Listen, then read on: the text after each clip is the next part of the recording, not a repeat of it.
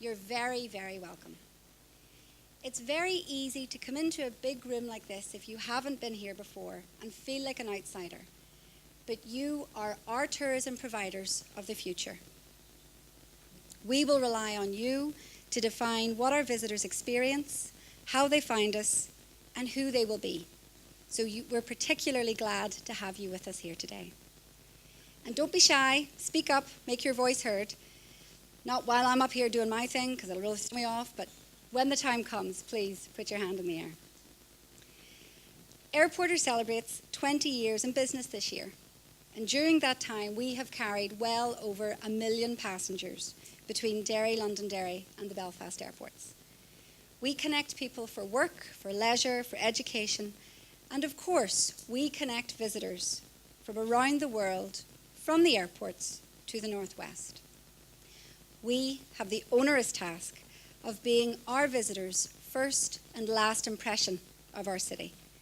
And we make it clear to all our staff that it's everyone's responsibility at Airporter to ensure that that impression is one of a city sincere in its welcome, whether it's the first time the visitor has been or the 101st. When we started the business here in 1996, it was a very different city, and of course, a very different Northern Ireland. Since we have been in business, we have watched the building of the Waterfront Hall, twice at this stage actually, the Odyssey, now the SSE Arena, W5, Victoria Square, the Titanic Experience, the Giant's Causeway Visitor Centre, the Peace Bridge here in this city, as well as hospitality icons like the Merchant Hotel, the Lochern Resort, and now the Bishopsgate Hotel in our city.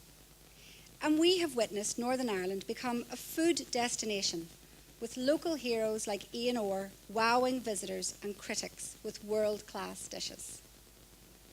We're very proud to have grown up to be part of the infrastructure which connects visitors to and from Derry Londonderry. It's pretty special when a big part of your job is bringing people home to their family. And I feel that I've come full circle to a certain extent because the idea for Airporter came about when we were living in Canada and we were coming home to Northern Ireland to see family. So we were in fact our own future customers. In more recent years, Derry Londonderry enjoyed a year in the spotlight as the UK City of Culture for 2013. We may have mentioned that to you once or 700 times. And in 2014, we became the first UK WorldHost City. I think the reason why so many businesses here engaged in WorldHost between 2012 and 2014 is simply because we knew we had to make every visitor we had in our big year count and come back. Since then, I have watched our tourism businesses here improve and grow and become more competitive and sophisticated. And I think WorldHost had a big part to play in that. For many of us who trained our staff in preparation for 2013, it was the first time our staff had thought about the city as something special and attractive. And it was certainly the first time they had seen the role that they personally played in delivering a welcome. But you wouldn't make that same observation now, because in a very short number of years, our staff in this city have come to see it through our visitors' eyes. And they understand very clearly the impact that tourism has on the economic development of the city and of Northern Ireland, and the role that they play on that journey to success. Also here in the city, we had a WorldHost steering group, which was chaired by Derry City Council, now Derry and Strabane District Council, and our then regeneration company, ILEX. So WorldHost was a priority for the whole city. Also on the steering group were WorldHost trainers, the North West Regional College, Visit Derry, People First, tourism-related businesses, and of course our WorldHost Jedi trainer, Anna McColgan. We set very practical but ambitious goals. And we finally achieved our goal in early 2014 of becoming the first UK WorldHost City. It was a very successful, collaborative process, and it helped us to set new standards and expectations here in the city. In 2018, we will celebrate the 400th anniversary of the Walls, and we look forward to a year of events celebrating a city which offers visitors both magnificent heritage and excellent hospitality. God knows we can't compete in Northern Ireland for our weather, but we can and should be delivering the very best in customer service.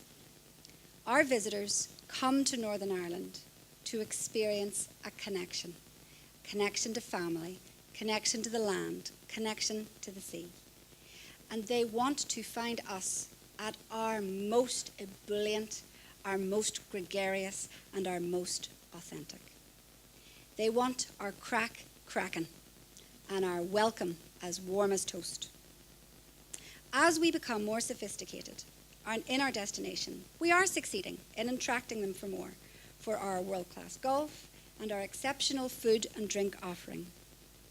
And of course, the opportunity to bump into Kit Harington. But whatever else they find, when they're here, we must never lose sight of the fact that above all, they must be enchanted by us. By 2025, tourism in Northern Ireland will be worth £3.2 billion per year. It will employ 55,000 people and contribute 5.2% of our GDP. And that contribution will be created by us, by the people in this room. But at the core of the industry, you'll find a dedicated army of visitor servicing providers, or as we call them in Derry, staff. And while we may have a crystal clear vision for customer service, it's worth very little if it isn't communicated clearly to every member of staff who faces customers. We all have heard our visitors' stories of encounters with people who just blew them away. These are the extra milers, and it's their stories of going above and beyond that travel around the world. So while we aspire to building an industry worth £3.2 billion a year, we need to ensure that we're also building a workforce who are motivated, skilled, and dedicated, and who can look forward to the rewards of excelling in their career. So how do we ensure we're bringing our people with us on that journey? I suggest we do three things: be clear, be fair, and be inspiring. Be clear on what our expectations are as employers and as leaders. Explain what our goals are and be clear on the role that every member of staff plays in achieving them.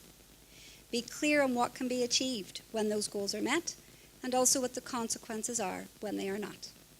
Be fair.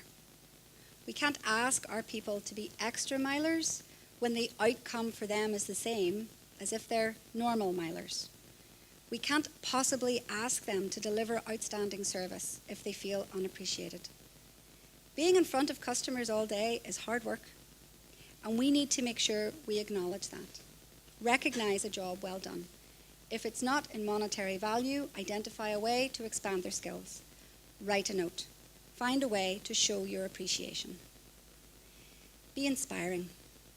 Demonstrate your passion. Share your ideas. Push your team. Bring your game face to work every day. Be a great employer. Make sure every person in your business understands why their contribution is so important. Make serving visitors a job that young people choose to do, not fall into as a last resort. Lead. Succeed. I'd like to show you a very short clip of a video. Niall and I are very lucky to work with 35 brilliant people, and so last Halloween we put together a Halloween video with our staff. We had for a long time been talking about airporter is the bus to the Belfast airports, and we wanted to switch that to say airport is the bus that brings people to Derry. So my lovely assistant is just queuing that up. So thank you. We had wanted to create something really fun with the staff, but the nicest thing that happened, which was completely spontaneous, and if we tried it another 1,000 times it wouldn't work, we were in the Guildhall Square that morning. Place is completely empty, and out of nowhere this tour bus arrives and a group of German tourists get out. And And I ran over and said, "We're making a video, we'd really like you to be in it." And they went, "Yes, of course." And I said, "Anyway, it's a time warp, and you do." And they were like, "Do you do this? Is it like this?" And we're like, "Yes." And they had no rehearsal, and they were like, "Yes, I will be in this video." It was absolutely magic. So anyway, it was a really nice example of just how brilliant it is to work with nice people and how it's worth making sure that they stay happy. Before I introduce our guest speaker this morning, I would like to take the opportunity to congratulate all the businesses and organisations who have been shortlisted in this evening's awards. I know there's a tremendous amount of work that goes into putting together those applications, so if you are on the shortlist, you have done a really good job and you should be very proud of yourselves. So good luck and congratulations in advance to all the winners.